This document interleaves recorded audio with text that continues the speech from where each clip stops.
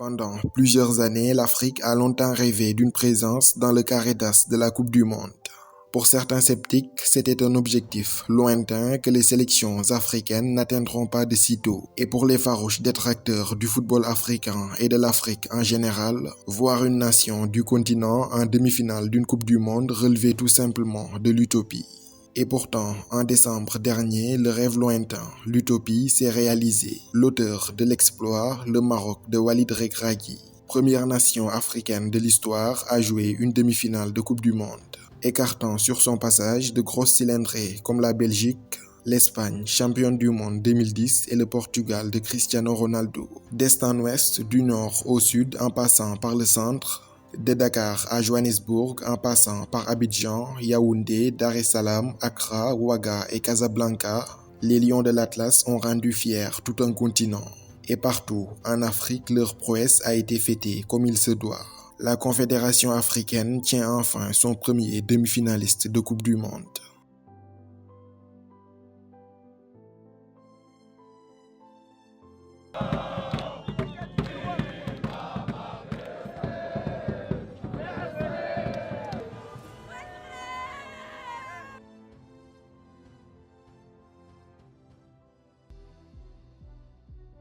Un an après cet exploit titanesque au mondial qatari, le Maroc est attendu au tournant à l'occasion de la 34e édition de la compétition reine en Afrique, prévue en janvier prochain au pays des éléphants. Lorsqu'on fait tomber les meilleures sélections mondiales, on est logiquement favori d'une CAN.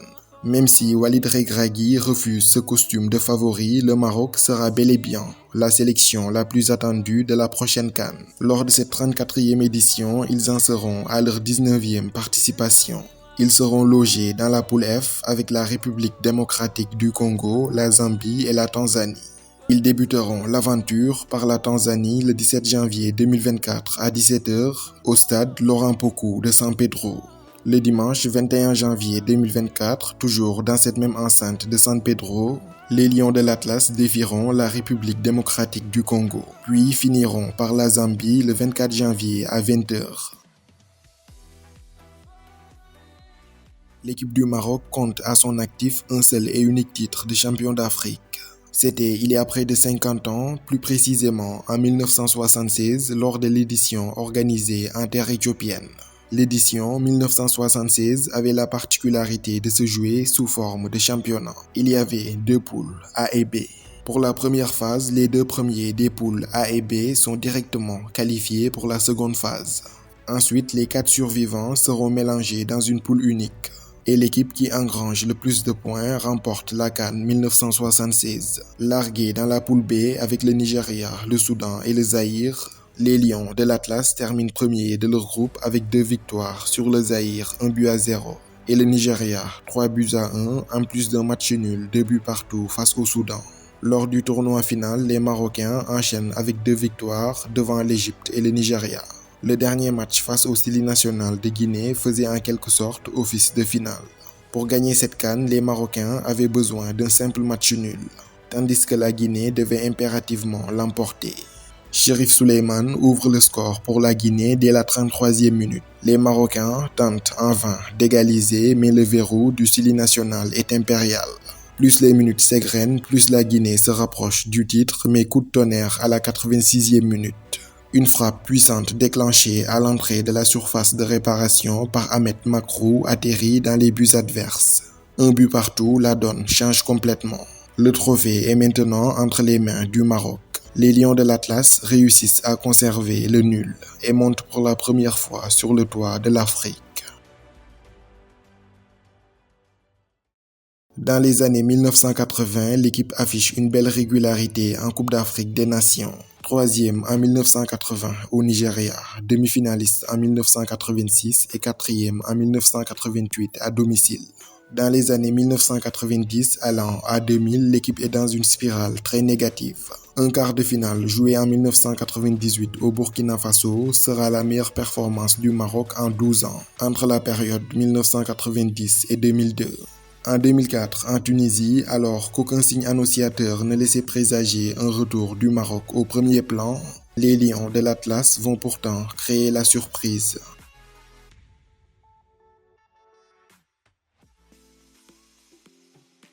Avec une nouvelle vague de joueurs talentueux, celle de Youssouf Hadji, le frère cadet de l'illustre Mustapha Hadji, de Marwan Chamakh, la pépite des Girondins de Bordeaux, de Walid Regragui, de l'expérimenté Nourdine Nebet, la légende du Deportivo La Corogne, les Lions de l'Atlas feront sensation en 2004 chez le voisin tunisien. Amenés par un habitué de la maison, l'emblématique Badou Zaki, l'un des meilleurs gardiens de l'histoire du pays, ils iront jusqu'en finale. Après une phase de poule vite expédiée avec 2 victoires, un match nul et une première place, le Maroc écarte l'Algérie 3-1 en quart de finale.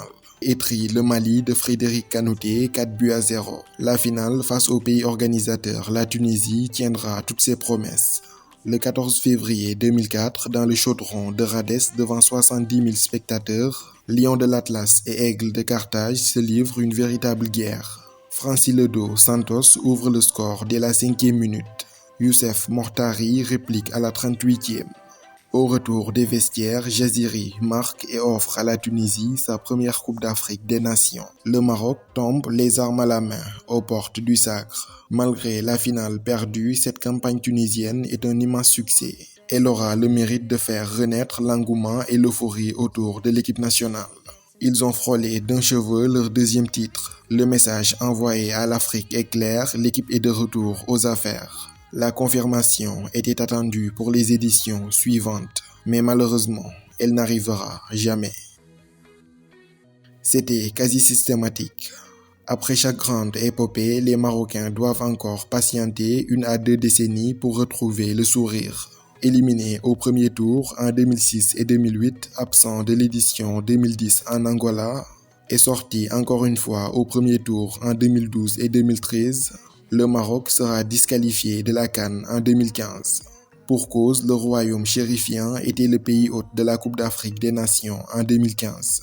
Mais en raison de la maladie à virus Ebola qui sévit en Afrique, les Marocains renonçaient à l'organisation. La sanction de la CAF est immédiate, les Lions de l'Atlas sont disqualifiés. À partir de 2016, un double champion d'Afrique avec 2 sélections différentes est porté à la tête de l'équipe nationale. Il s'agit du Français Hervé Renard. En dépit d'une réputation de gagneur et d'une parfaite connaissance du football africain, le Maroc ne franchira cependant pas un gros cap en Coupe d'Afrique sous son magistère.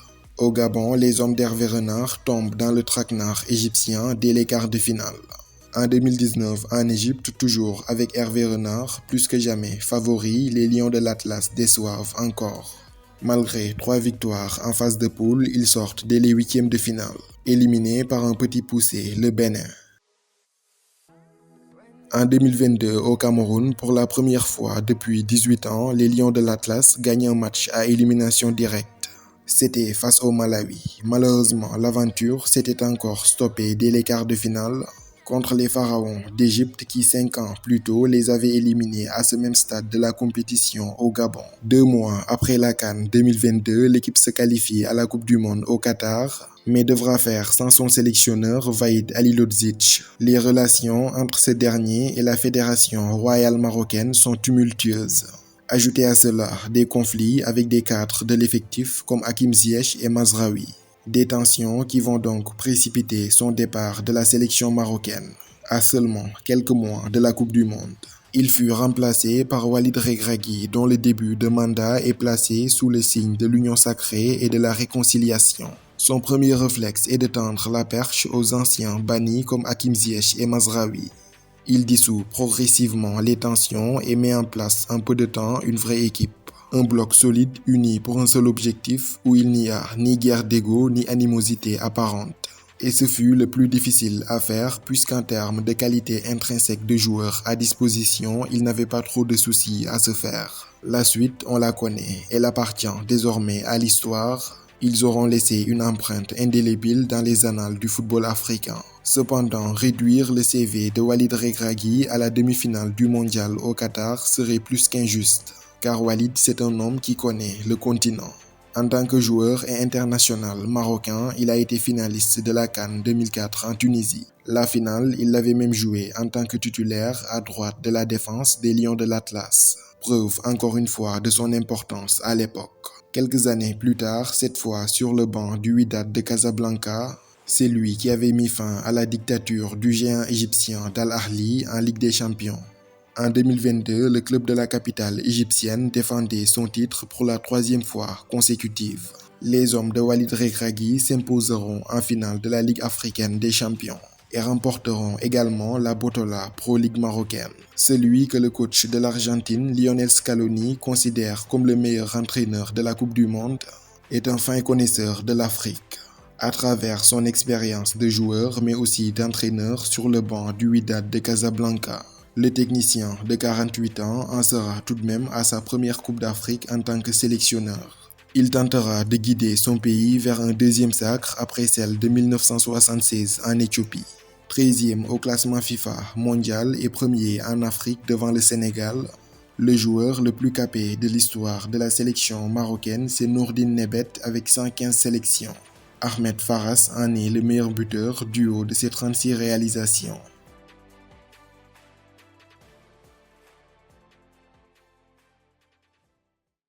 Durant ces éliminatoires, suite à la disqualification du Zimbabwe, le Maroc fut logé dans une poule de 3 équipes, avec l'Afrique du Sud et le Libéria. Les Lions de l'Atlas réussissent leur entrée en lice avec une victoire sur l'Afrique du Sud 2-1 et une autre sur le Libéria 1-0. La première défaite du Maroc en Afrique sous l'ère Walid Regragui arrivera lors du déplacement en Afrique du Sud, où ils ont été battus 2-1 avec un effectif largement remanié. La bande à Romain Saïs termine sur une note positive avec une large victoire 3-0 sur le Libéria, confortant par la même occasion leur première place du groupe.